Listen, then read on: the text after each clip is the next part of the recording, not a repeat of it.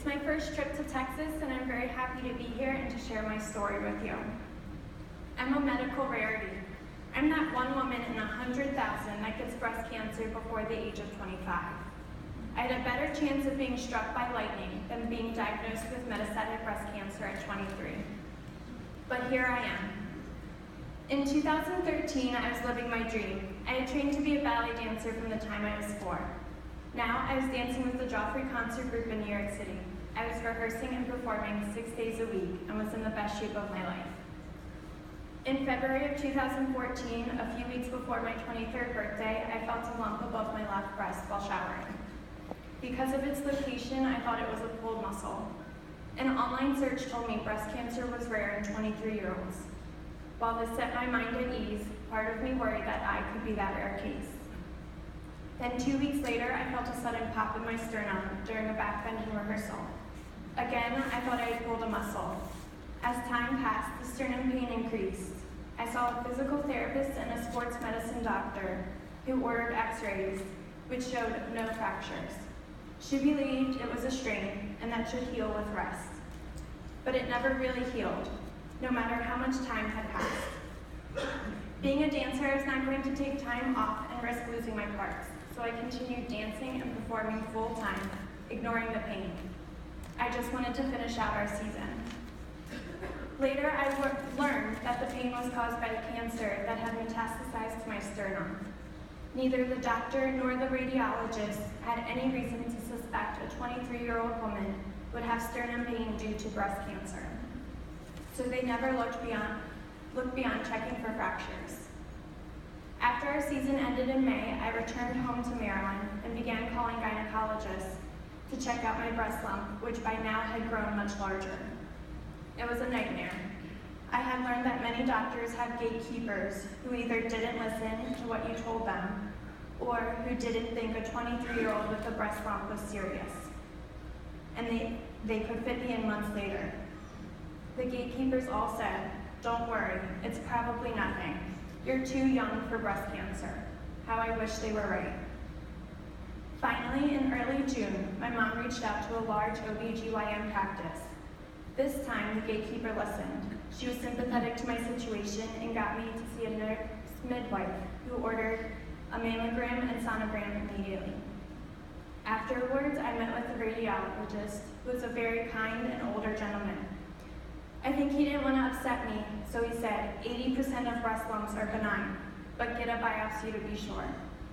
With our minds at ease, my mom began calling breast surgeons. Again, we had a gatekeeper problem. While trying to schedule the biopsy, we mentioned the radiologist thought it was benign. Because of this, we couldn't get a quick appointment with my first choice doctor. It should have been a red flag when my mom found a surgeon who could see me the next day and perform a biopsy. But then his office waited more than 2 weeks to give me the results. In fact, my follow-up appointment was postponed so I could audition for the Rockettes. So I figured no news was good news.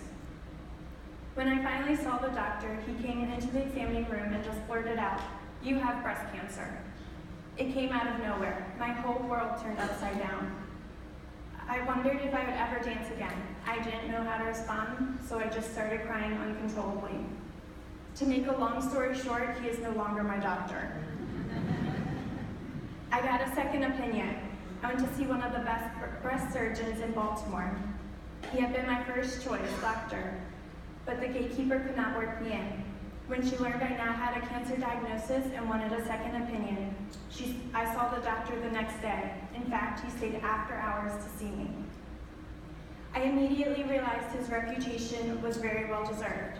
Unlike the first doctor, he gave me a complete physical exam and explained what he found and what was shown on the mammogram. He believed my cancer was far more advanced than the first doctor led me to believe. He arranged for me to see a highly respected oncologist the next day. These two doctors moved heaven and earth to get me all the necessary tests, scans, MRIs, and biopsies done quickly so I could begin treatment right away. 10 days later, I was in the infusion center for my first chemo treatment on July 1st, 2014. I was diagnosed with stage 4 breast cancer that had metastasized to my lymph nodes, sternum, spine, and pelvis. My breast cancer was ER/PR positive and HER2 positive, and is often called triple positive. Fortunately, my oncologist chose the right drug cocktail, and I could feel my breast tumor shrink within a week after my first treatment.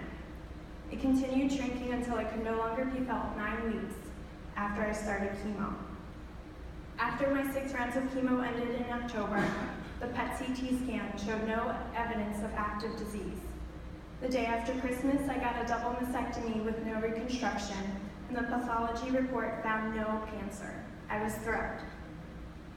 Despite these great results, it was hard accepting that I could not go back to my previous life because my cancer was metastatic and I would need treatment for the rest of my life.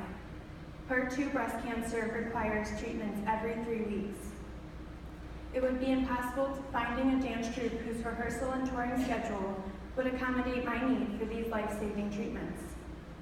So I had to accept that the career I dreamed about and trained for my entire life would never happen through no fault of my own. The cancer roulette wheel had landed on me. Other than being female, I had none of the risk factors for breast cancer. I'm young, thin, physically active and fit. I've never used any hormonal medications. I don't smoke, drink, or use drugs. There's no family history of breast cancer in my family, and the genetic test I took found that I do not have the genes linked to breast cancer. So there's no explanation for why I got breast cancer at 23. How you respond to something so unfair can make a huge impact on your future. Of course you'll be upset, maybe even angry. You'll ask, how could this happen? You did everything right, but it happened. You can't change it. You can brood over it and let it consume your life, or you can learn from it and make the best of what life has given you. I decided I was going to make people aware that breast cancer is not just a problem for middle-aged and older women. I wanted people to know that no one is too young, no one is too fit, no one is immune. Even men can get breast cancer. So I began the Bald Ballerina Facebook page. Soon friends began asking if they could share my story with others, and the Bald Ballerina movement began to take off. My message has spread to over 40 different countries. I encourage every young adult to take charge of their health.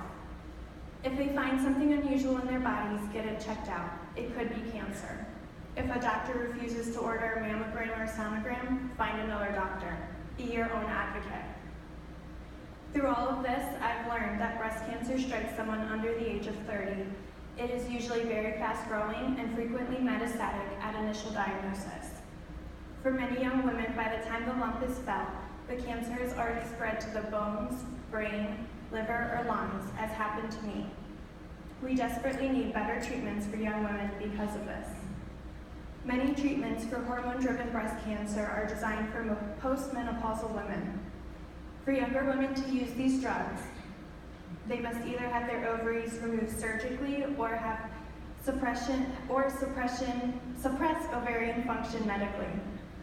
Neither option is good for young women because it makes us menopausal 20 to 30 years before nature intended. We get all the side effects of menopause: hot flashes, hair thinning, vaginal dryness, weight gain, bone thinning, and infertility. It's no fun being an old lady when you're 27. We put up with this because we don't want our cancer returning. Before my diagnosis, breast cancer to me meant pink ribbons and 5K races. I, like most Americans, mistakenly believed that breast cancer was curable. Why else would there be pink celebrations? I mistakenly thought all it took was surgery and a few months of chemo and radiation to kick cancer's butt. Life would go on with no more worries about breast cancer. I was wrong.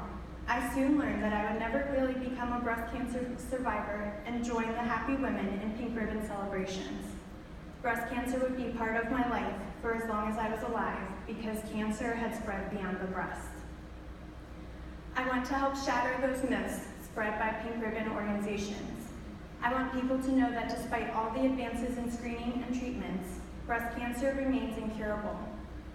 Even with early detection and successful treatment, breast cancer can return and metastasize months, years, or even decades later. It is a possibility no one wants to talk about. It is the elephant in every breast cancer patient's room.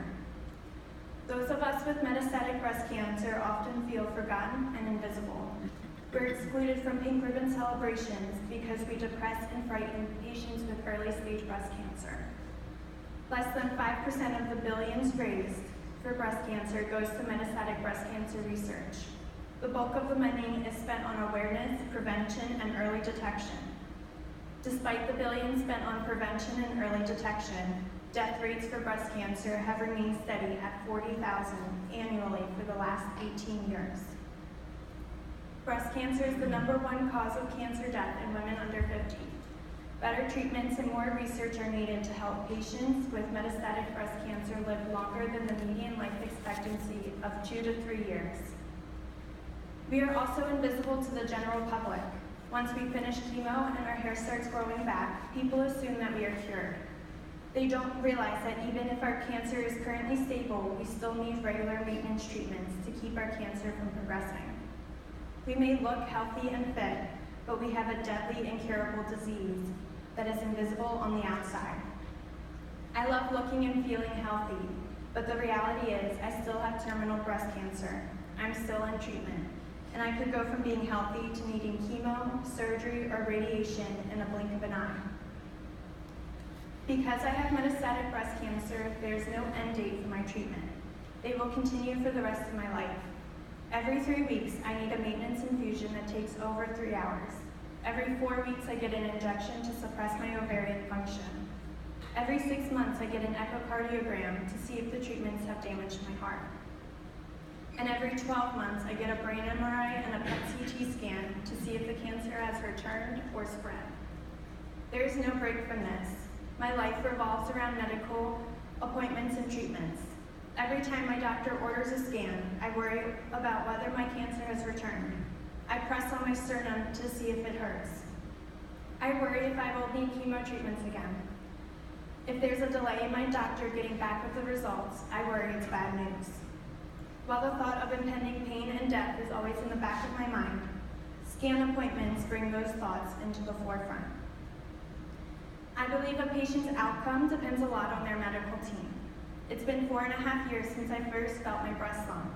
My wonderful medical team has helped me live past the 2 to 3 years that medical statistics gave me at diagnosis. This is especially remarkable because I'm being treated at a community hospital, not a major cancer center. I am fortunate that my oncologist keeps up with research and attends many conferences. He explains the treatment options and their side effects, and considers my lifestyle and my needs. He respects my opinion and never pressures me to undergo a treatment or procedure I do not want. He tailors treatment plans to suit each individual patient's needs. Sadly, not every cancer patient has an oncologist like mine. While I've never met any of my sales representatives who visit my doctor, I consider them an important part of my medical team. They are the link between my doctors and the pharmaceutical companies that make the drugs that keep me alive. As sales representatives, you fill a very important need for physicians who are often too busy caring for patients to keep up with journal articles and to attend conferences. Many physicians, especially those in rural and underserved areas, have a large patient load and are treating many different types of cancer. The sales representative is often their vital source about new drugs and new uses for old drugs. I urge you to give physicians as much information as possible. It could save or prolong someone's life. It could improve the quality of someone's life by reducing or eliminating side effects. Everyone's cancer is unique. What worked for one patient may not work for another patient who has the same type of cancer. That second patient may need a different treatment. You as sales representatives can provide doctors with treatment options to help that patient. You as sales representatives are a very important part of every patient's medical team. I have one last request. Please urge your physicians not to give up on their metastatic breast cancer patients. We do not have expiration dates stamped on our foreheads. We are not just the medical statistics. Some of us outlive medical statistics, and with the help of new treatments, our numbers are slowly growing in the right direction. If a doctor is negative about a patient's prognosis, it is hard for that patient to have a positive outcome. Bring a message of hope to the physicians. Hope is the energy that keeps life moving. Never stop believing in hope. Miracles happen every day. Thank you.